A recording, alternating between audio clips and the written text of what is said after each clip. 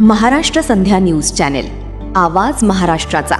मुख्य संपादक समाजभूषण तानाजीराव कांबळे. गावापासून शहरापर्यंतच्या लाईव्ह बातम्या पाहण्यासाठी चॅनेल सबस्क्राईब करा. पुढे 10 लाख लोक मुंबईमध्ये धडकतील आणि उपवर्गीकरण आम्ही कोणत्याही परिस्थितीमध्ये इथं होऊ देणार नाही. डर डर के कोई भी लम्हा गुजारा न जाएगा और कोई भी जंग में हमें मारा न जाएगा. अरे सब लोग थोड़ी सी ईमानदारी बरताओ यार इलेक्शन में, ताकि कोई भी संविधान का कातिल दोबारा संसद में न जाएगा. मी ह्या ठिकाणावर थांबतो. सर्वांचं मंगल हो. थँक्यू. बोलो सर. आपल्या या आरक्षण उपवर्गीकरण समितीचे महत्वाचे नेते आदरणीय बबनराव घोलप साहेब यांना विनंती करतो त्यांनी आपलं मनोगत व्यक्त करावं. आदरणीय बबनराव घोलप साहेब.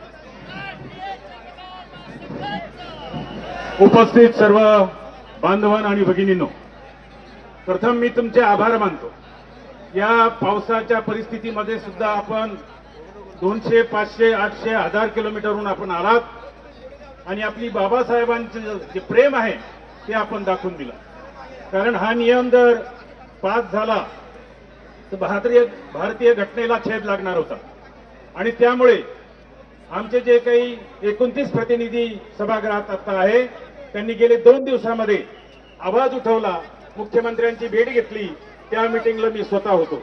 त्यांनी स्पष्टपणाने एक ग्वाही दिली की आम्ही कुठल्याही प्रकारे निर्णय हा जनतेला विचारल्याशिवाय, लोकप्रतिनिधींना विचारल्याशिवाय, सभागृहात आल्याशिवाय आम्ही मंजूर करणार नाही. आणि हीच आपल्या सगळ्यांची मोठी जीत आहे. तुम्ही सगळेजण आलात, आपण या ठिकाणी जिंकलेलो आहोत. सरकार हरलेलं आहे. सरकारला हा निर्णय मागे घ्यावा लागलेला आहे आणि निश्चितपणानं आपण एकदम अशा पद्धतीने एकजूट दाखवली. मी सगळ्यात महत्वाचा आभार मानतो आंबेड कुटुंबाचं. सगळं कुटुंब या ठिकाणी आपल्यासाठी धावून आलेलं आहे आणि अशाच पद्धतीनं आपण त्यांच्यासाठी, ते आपल्यासाठी आहोत. आपण सगळे एक आहोत ही भावना मनामध्ये ठेवा. धन्यवाद. जय हिंद, जय महाराष्ट्र, जय भीम.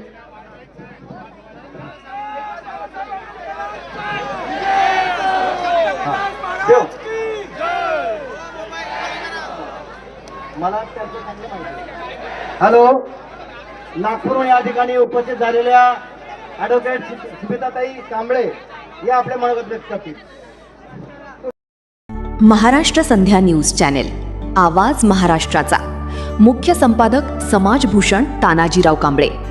गावापासून शहरापर्यंतच्या लाईव्ह बातम्या पाहण्यासाठी चॅनेल सबस्क्राईब करा.